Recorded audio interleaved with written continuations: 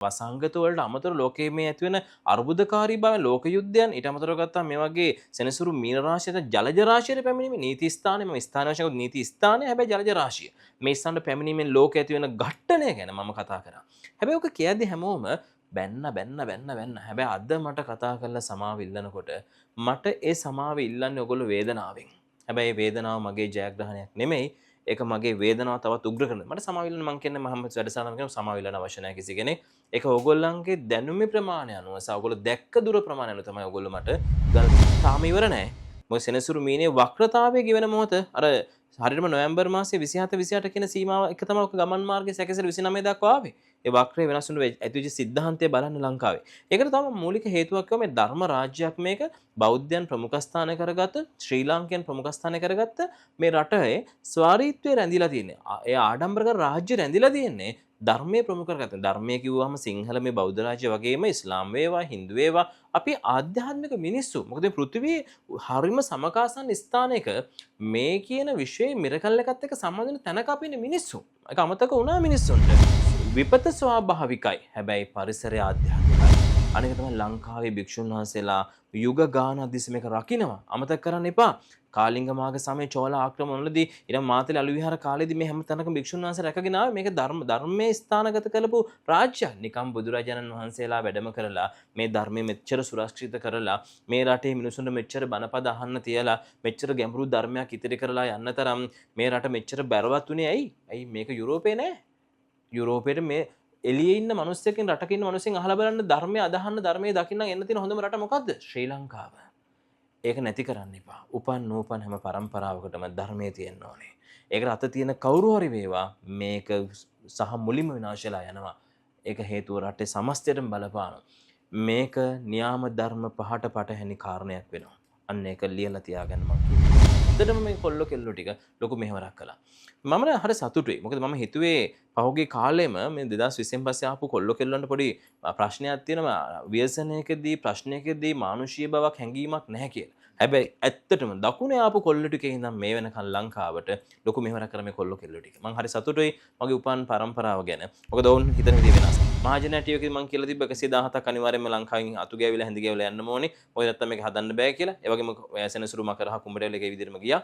ඊට පස්සේ දැන් මේ මොහොතේ මම කියනවා අර වෛරීය ස්වභාවය, ක්‍රෝධ ස්වභාවයෙන් එම නැත්තම් වසර ගානක් දිස්සේ දකින්න තමන්ගේ හීන වෙනුවෙන් මිනිස්සු බිලි දෙන සංස්කෘතියෙන් වෙනස් වෙච්ච බුද්ධිමත් ඇත්ත නිවැරදි වගකීම් සහිත බුද්ධිගෝචර සමාජයක් මේ රටට ඕනේ. ඒ නිසා අර රටවල ගිහිල්ලා ඉගෙන ගන්න දරුවෝ ටිකේ යුතුයකමක් තියෙනවා. ඔබේ දරුවා රට නම් ඉන්නේ. ඔබේ දරුවා උගත් බුද්ධිමත් හොඳ බුද්ධිමත් ප්‍රඥාගෝචර දරුවෝ නම් තාක්ෂණය අතින් ඒ වගේම තමයි දැනුම හා ප්‍රඥාගෝචර බවෙන් උසස් දරුවෝ ටික ලංකාව දාලා ගිහින් රටවල හැංගිලා ඉන්නවා. එන්න දරුවනේ මේ රට බාර ගන්න.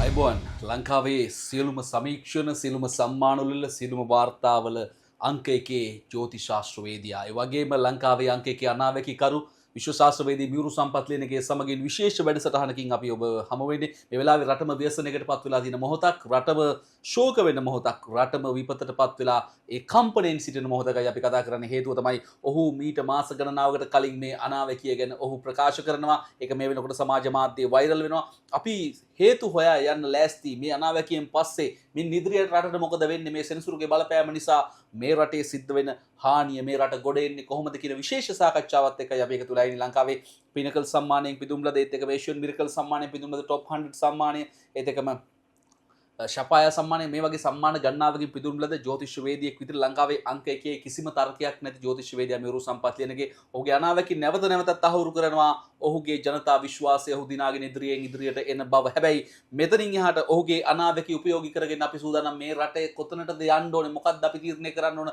දිශානතිය ඒ පිළිබඳව අද දවසේ අපි කතා බහ කරන්නේ. අපි අයිබෝන් කියලා ඔබතුමාව පිළිගන්න කැමතියි. අයිබෝන් ඔබතුමා. අයිබෝන් සුබ දවසක් වේවා සියලු දෙනාටම.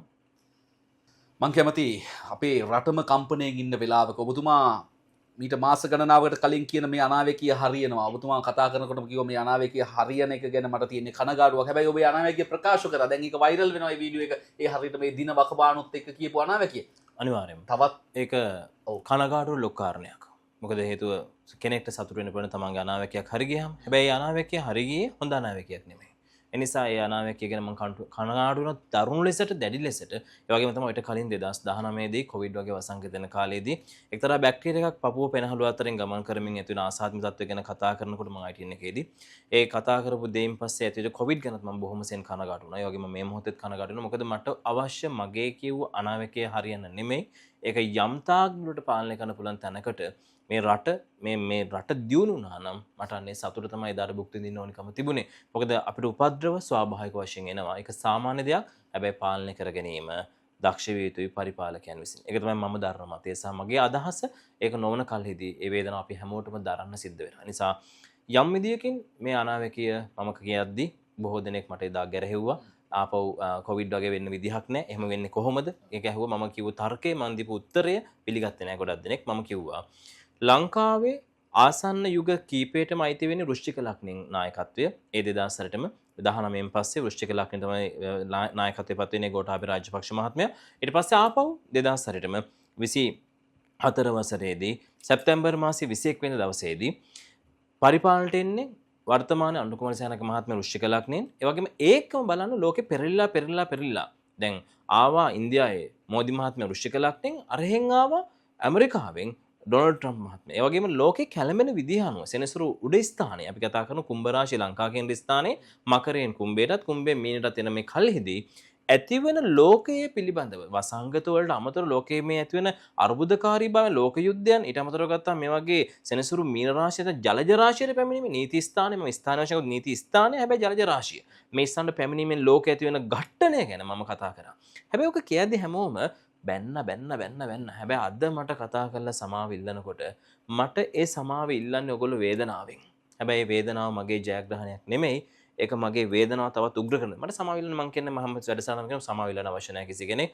ඒක ඔයගොල්ලන්ගේ දැනුමේ ප්‍රමාණය අනුව සහ ඔයගොල්ලෝ දැක්ක දුර ප්‍රමාණය අනුව තමයි ඔයගොල්ලෝ මට ගල් ගැහුවේ. හැබැයි මතක තියාගන්න මේ ලෝකේ මං හැමතිස්සෙම කිව්වා පේන දෙයට එහා වඩා යමක් මේ ලෝකේ තියෙනවා.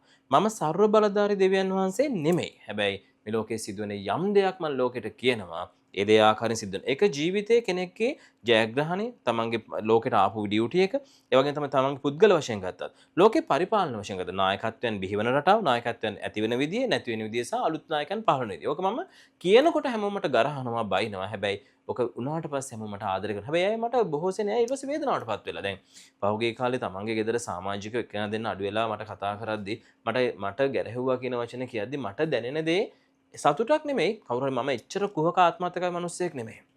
මට දැනුනේ වේදනාව. නිසා මතක තියාගන්න සෙනසුරු තාම ඉන්නේ මීනේ තාම ඉවර නැහැ. මොකද සෙනසුරු මීනේ වක්‍රතාවයේ ගෙවෙන මොහොත අර හරියටම නොවැම්බර් මාසයේ 27 28 කියන සීමාව එක තමයි ඔක ගමන් මාර්ගයේ සැකසෙල 29 දක්වා ආවේ. ඒ වක්‍රය වෙනස් වුණු ඇතිවිච්ච සිද්ධාන්තය බලන්න ලංකාවේ. ඒකට තමයි මූලික හේතුවක් කිව්ව මේ ධර්ම රාජ්‍යයක් මේක බෞද්ධයන් ප්‍රමුඛස්ථාන කරගත්ත ශ්‍රී ලාංකිකයන් ප්‍රමුඛස්ථාන කරගත්ත මේ රටේ ස්වාරීත්වය රැඳිලා තියෙන්නේ. ඒ ආඩම්බරක රාජ්‍ය රැඳිලා තියෙන්නේ ධර්මයේ ප්‍රමුඛ කරගත්ත. ධර්මයේ කිව්වම සිංහල මේ බෞද්ධ රාජ්‍ය වගේම ඉස්ලාම් වේවා හින්දු වේවා අපි ආධ්‍යාත්මික මිනිස්සු. මොකද මේ පෘථිවියේ හරිම සමකාසන්න ස්ථානයක මේ කියන විශ්වයේ මිරකල් එකත් එක්ක සම්බන්ධ වෙන තැනක අපි ඉන්නේ මිනිස්සු. ඒක අමතක වුණා මිනිස්සුන්ට. ඒක අමතක වෙනකොට පාලකයාට අධර්මිෂ්ඨ වෙන්න ජාත්‍යන්තරයට හෝ වේවා යම් සංවිධාන වලට වේවා ඕන විදිහට පාලනය කරන්න ගිහිල්ලා මගේ භාෂාවෙන් කිව්වොත් ඉවර කරගත්තා. ඒක වෙන නිසා තමයි මම කිව්වේ එපා මේක පාලකයා මිනිස්සු විනාශ වෙනවා මෙහෙම ගියොත් කියලා. මම ඔක වැඩසටහන ගන්නවකට කියද්දී මට හිනවනවා. මම ඊළඟට කියනවා සෙනසුරු ග්‍රහයා ඔය කියන ජලජ රාශියෙන් 2027 තමයි සම්පූර්ණයෙන් එළියට යන්නේ. ඒ යනකම්ම වරින් වර කුණාටු බාධා කියලා. හැබැයි අර කියන විදිහට අර ගොසිප් වල මවන බොරු ටික නන් නෙමෙයි මම කියන්න ඕනේ ඒක. මොකද මිනිස්සු ඒ අර ඒකම මවාපාගෙන තමන්ගේ අපි කියමු views ද මොනවද වැඩි කරගන්න plan කරගෙන ඔක කරනවා. හැබැයි ඕක අවංක බව නෙමෙයි. මම අර 2026 හරි ශාස්ත්‍රීයක මාර මේ රටේ දැන් අපි කියමු සමහර අය තමන්ගේ පැත්ත තමන්ගේ කෙනා ඒ මානසිකත්වයෙන් ගිහලා හොදගෙන යනවනේ. එහෙම ගිය තැනදී කියන එක 2026 කියන්නේ මේ රට මාර ශාස්ත්‍රීයක තැනට එනවා. හරි දියුණු රටක් වෙනවා. හරි ශාස්ත්‍රීයකයි හැම ජාත්‍යන්තර වශයෙන් හරි දියුණුවටපත් වෙනවා. ඔක්කොම මේ රට තප්පරෙන් විනාශ වුණා දැක්කද? මම ඔක කිව්වා. 2026 කියන්නේ ආතතියෙන් ගෙවන වසරක්. බලන්න වැඩසටහන ආපස් මගේ පෞද්ගලික පේජස් වල බලන්න මං කියව හැම තැනක ඔක මං කියන 26 කියන්නේ නරක වසර 27 නරක වසර මේ ලෝකයේ 2029 වසරේ අමතක කරන්න මේ අනාවේකී මම මෙතන කියනවා 29 අවුරුද්දේ 2029 අවුරුද්දේ හරියටම නොවැම්බර් මාසේ 25 කියන දිනේ වෙනකම් මේ ලෝකේ වරින් වර කැළඹෙනවා. ඒ කැළඹෙන හැම තැනකම ලංකාවට ලොකු බලපෑමක් සිද්ධ වෙනවා වසරක් පාසා.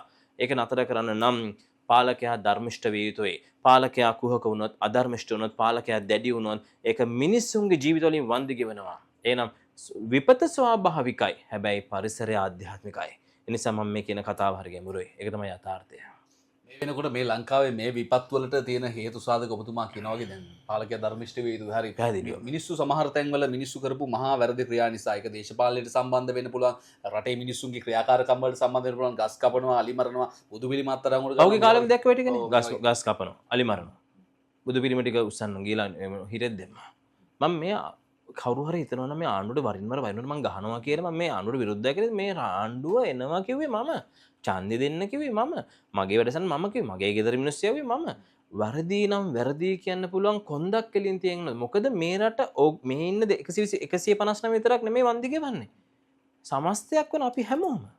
මේ රටේ 2 කෝටි 36 ලක්ෂයක් වන ජනතාව. ඒක අමතක කරන්න එපා. මොකද යම් විදියකින් පාලකයා වැරදි නම් පාලකයා යන මාර්ගය වෙනස් නම් ඔහු යන්නේ වැරදි මාර්ගය නම් ඒක ආධ්‍යාත්මිකවම පෙන්වා දෙන්න. අනික තමයි ලංකාවේ භික්ෂුන් වහන්සේලා යුග ගානක් තිස්සේ මේක රකින්නවා. අමතක කරන්න එපා. කාලිංග මාග සමයේ චෝල ආක්‍රමණවලදී ඊට මාතලේ අලු විහාර කාලේදී මේ හැම තැනකම භික්ෂුන් වහන්සේ රැකගෙන ආවේ මේක ධර්මයේ ස්ථානගත කරපු රාජ්‍යයක්. නිකම් බුදුරජාණන් වහන්සේලා වැඩම කරලා මේ ධර්මයේ මෙච්චර සුරක්ෂිත කරලා මේ රටේ මිනිසුන්ට මෙච්චර බණපද අහන්න තියලා මෙච්චර ගැඹුරු ධර්මයක් ඉතිරි කරලා යන්න තරම් මේ රට මෙච්චර බැරවත් උනේ ඇයි? ඇයි මේක යුරෝපේ නෑ?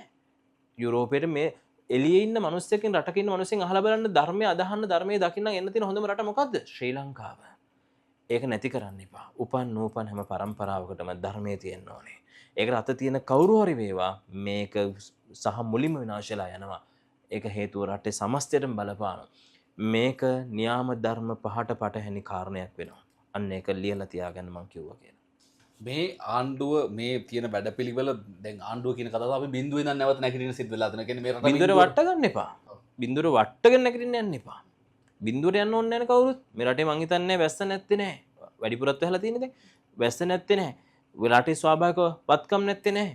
අපිට ජාත්‍යන්තර වශයෙන් කොච්චර ආරමුදල් දැන් ලැබෙනවා. ආයි බිඳුවක් නෑ. ඇයි හේතුව? අපේ දැනට මං කියන ඩොලර් බිලියන 7ක් 8ක් වගේ ප්‍රමාණයක් විනාශ වුණා නම් ලංකාවේ සමස්ත ප්‍රමාණයෙන් බිලියන ගාන විනාශ වුණා නම් 7ක් 8ක් ප්‍රමාණයක් ඒ බිලියන ගානට වඩා වැඩි ප්‍රමාණයක් අපිට ඩොනේෂන් එනවා. ඇයි මේක ලෝක වසංගතයක්, ලෝක උදුරක් නෙමෙයි. මේක ශ්‍රී ලාංකික ජනරජ රුචි උදුරක්. ලංකාවගෙන් රට රුචි උදුරක්. ඒ නිසා අපිට අපේ මිත්‍ර රටවලින් උදව් ලැබෙනවා. ඒකෙන් අපිට නැගිටින්න පුළුවන්. මේක බින්දුවෙන් පටන් ගන්න තැනක් නැහැ. එකම දේ තමයි මැරිච්ච මිනිසුන්ටයි ජීවත් වෙන ඉන්න මිනිස්සුන්ටයි ආර්ථික ගොඩනගන ඒ ආර්ථික සැලසුම් වල අවස්ථාව දෙන්න. නැත්නම් අර ලංකාවට ආධාර ප්‍රදාන ලැබෙනකොට අර 150ක් විතර ලංකාවේ ඉන්නවා 150ක් විතර ව්‍යාපාරික කණ්ඩායමක් ප්‍රබල ව්‍යාපාරිකයෝ මේගොල්ලෝ මේකේ ලෝන් දාගෙන ඒගොල්ලෝ අරගන්න හැම්පාරම්. ලංකාවේ සංවර්ධනයට වැය කරලා තියෙන 12 17ක් වගේ ප්‍රමාණයක්. ඉතුරු සියල්ලම දීලා තියෙන ව්‍යාපාරික ණය. හැබැයි ව්‍යාපාරික ණය වලත් අරන් තියෙන බහුතරයක් අර 150 දෙනෙක් වගේ දැවැන්ත ව්‍යාපාරික කණ්ඩායමක් විසින් මේ වත්කම් ටික සියල්ල වුන් ගාව තියන් ඉන්න. ඉතින් අපිට හැමදාම ඇහුනේ මේක හොමංකොල්ල කෑව හොරා කෑව. මහ බැංකු වාර්තාව අරගෙන බලන්න මේ 2020න් පස්සේ දරුවන්ට හොඳම අවස්ථාවක් තියෙනවා. මොකද මම දැක්ක පහුගිය කාලේ දරුවෝ ටික සෝෂල් මීඩියා වල ඇත්තටම මේ කොල්ලෝ කෙල්ලෝ ටික ලොකු මෙහෙවරක් කළා. මම හරි සතුටුයි. මොකද මම හිතුවේ පහුගිය කාලෙම මේ 2020න් පස්සේ ආපු කොල්ලෝ කෙල්ලන්ට පොඩි ප්‍රශ්නයක් තියෙනවා. ව්‍යසනයකදී ප්‍රශ්නයකදී මානුෂීය බවක් හැඟීමක් නැහැ කියලා. හැබැයි ඇත්තටම දකුණේ ආපු කොල්ලෝ ටිකේ ඉඳන් මේ වෙනකන් ලංකාවට ලොකු මෙහෙවරක් කරා මේ කොල්ලෝ කෙල්ලෝ ටික. මම හරි සතුටුයි මගේ උපන් පරම්පරාව ගැන. මොකද ඔවුන් හිතන විදිහ වෙනස්. අර හැබැයි අමතක කරන්න එපා ලංකාවේ මිනිස්සුන්ට දවස් 7යිනේ මතක හිටින්නේ. ඒ අනුකම්පාව, දයාව, කරුණාව තියාගන්න. අනාගතයේ පිළිබඳ දැක්මක් තියාගන්න. නැත්තම් අපි හැමෝම මේ වලට වැටිලා විනාශ වෙනවා. ඒ වගේම තව ඉල්ලීමක් කරනවා මේ රටේ අර රටවල ඉන්න අපේ ලංකාවේ උගත් බුද්ධිමත් දරුවෝ ටික 2029 30 වෙනකොට ලංකාවට එන්න මම මේ ඉල්ලීමක් කරලා මේ තට්ටු කර එන්න ලංකාවට. ඇවිල්ලා මේ රටේ නායකත්වයෙන් බාර ගන්න. ඇයි මං එහෙම කියන්නේ? මේ රට හදන්න නම් මේ වසර එක් පැත්තකින් හිටියේ පහුගිය කාලෙම 117ක් මම සෙනසුරු මකරා කුඹේදී යන්න ඕනකොට මේ මහජන ටීවී එකේ මම කියලා තිබ්බ 117ක් අනිවාර්යයෙන්ම ලංකාවෙන් අතු ගෑවිලා හැඳි ගෑවිලා යන්න ඕනේ. ඔය නැත්තම් මේක හදන්න බෑ කියලා. ඒ වගේම සෙනසුරු මකරා කුඹේට ඒකේ විදිහටම ගියා.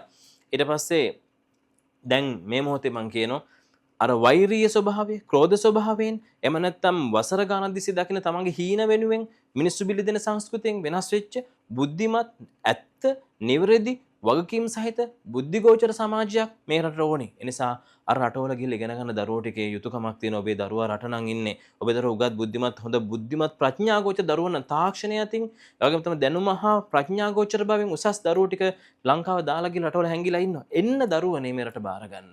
නැත්තම් මේ රට විනාශ වෙන්නේ. මේක මේ ධර්මයත් එක්ක සුරක්ෂිත කරන්න. ඔබගොල්ලෝ ඔයගොල්ලෝ අදහනාකම හරියට අදහන්න. ඒක තමයි හොඳම දේ. අවසාන වශයෙන් මේ රට ගොඩ ගන්න අර ඔබ කිව්වා වගේම ලංකාවේ සමාජ මාධ්‍යයට අපි හැමතිස්සෙම ඇඟිල්ල දික් කරේ සමාජ මාධ්‍යෙන් නෑ සමාජ මාධ්‍ය ලොකු මෙහෙවරක් වුණා රනිල් මහත්මයා. ඒක මම පිළිගන්නේ අපි හැමෝම නේද? ඒක ලොකු මෙහෙවරක් කරා. මොකද ඒ සමාජ මාධ්‍ය නැත්තම් අපේ පිටරට ඉන්න මිනිස්සුන්ගේ ඩොනේෂන් ටික ලංකාවට එන්නේ නෑ. සමාජ මාධ්‍ය නැත්තම් අපි ඉක්මනට දැනුවත් වෙලා අවශ්‍ය තැන් වලට ආහාර ටික යවුවේ නෑ. යවන්න හම්බුන්නේ නෑ. මොකද අපි රාජ්‍යයකට වඩා ඉක්මනින් ක්‍රියාත්මක වුණේ සමාජ මාධ්‍ය ජාල. ඒ අතර සමවිද අපේ විශේෂම මේ channel ටික මම සතුටින් කතා කරන අපේ මිනිස්සු ඇත්තටම හොඳයි. ප්‍රශ්න තියෙන ප්‍රශ්නය වෙලා සති දෙකක් තුනක් යන ඊට පස්සේ මිනිස්සුන්ට කමතක. ඒ කියන්නේ ඒ සමාජ මාධ්‍ය ආධාර එකතු කරපු කොල්ලෝ කෙල්ලොන්ට අනිවාර්යෙන් තව ටික දවසක් කරවට කියනවා මෙන්න මෙහෙන් ගැහුවා මෙහෙන් ගැහුවා කියලා එහෙම ගරහන තත්ත්වෙටම අපේ මිනිස්සු වැටෙනවා. ඒක තමයි මේකේ ස්වභාවය. ඒක ලංකාවේ අවස්ථාවෙන් ප්‍රයෝජන ගන්න කොටසකුත් ඉන්නෝනේ. ඒ නිසා හරි පරිස්සමෙන් මොකද දැන් මේ එන ඩොනේෂන් ටික මේ ආධාර ප්‍රදාන ටිකට බෙදෙනවද කියලාත් අපි බලන් ඉන්න වෙලා තියෙනවා. මොකද පහුගිය කාලේ සුනාමි කාලෙදිත් මොනවද සල්ලි ගත්තා මේව කරා කියලා කිව්ව කට්ටිය දැන් මේ පාර අපි දැන් ආණ්ඩුවපත් වෙලා ඉන්නේ. ඒක ලොකු වකීමක් තියෙනවා. ඒගොල්ලන්ගේ මුදල් විශුද්ධිකරණයක් නොවි, මුදල් හානියක් සිද්ධ නොවි, මුදල් අවභාවිතාවක් නොවි, වත්කම් අවභාවිතාවක් තමන්ගේ කෙනාට වැඩිපුරත් අනිත් කෙනාට ප්‍රශ්නය තමන්ට බෑ. තමන්ට ගෙති නම් හොඳින් සලකලා තමන්ගේ නෑදෑ ඥාතින්ට දීලා අර කෝටි ගණන් වත්කම් ප්‍රකාශ බැරකම් ප්‍රකාශ වලින් නැති විදිහට මේක මේ පරිපාලනය කරගන්න නැත්නම් මේ රටේ හරියට මේක බෙදුනොත් මේ රට හරි සාර්ථක වෙයි. මේක තමයි තත්ත්වය. මේ රටේ ඉස්සරහට යම් තවත් කැළඹිලි ස්වභාවයන් වෙන්න පුළුවන්. හැබැයි අර YouTube එක ඇතුලේ මිනිස්සුන්ගේ බය විකුණන් කන විවිධ ජ්‍යොතිෂ වේදිනියයි කියා ගන්නා මිනිස්සුන්ගේ විවිධ විකෘති අනාවැකි වලට ඔබ කවදාවත් අහු වෙන්නත් එපා, බය වෙන්නත් එපා කියන කාරණය මතක් කරනත් එකයි අපි මහජනයා ටීවී මෙතුමා හම්බ වෙනවා. විශේෂයෙන් මොකද මිනිස්සු බය කරනවා එකපාරට රැල්ලක්කේ මේ දවස් රැල්ලක්කේ දැන් මේක තව කැළඹිලි වෙයි එක පේජ් ඔස්සේ විවිධ අය 2026 දී ලොතරැයි ටික ඇදෙනවකෝ 2026 මැණික් උතුරනකෝ 2026 දී ඉල්ලම් පෑදෙනවකෝ පෑදිලා තියෙන ඉල්ලම හොඳට ඒ නිසා ඉතින් ඒවා තමයි ඉතින් කියන්න තියෙන්නේ.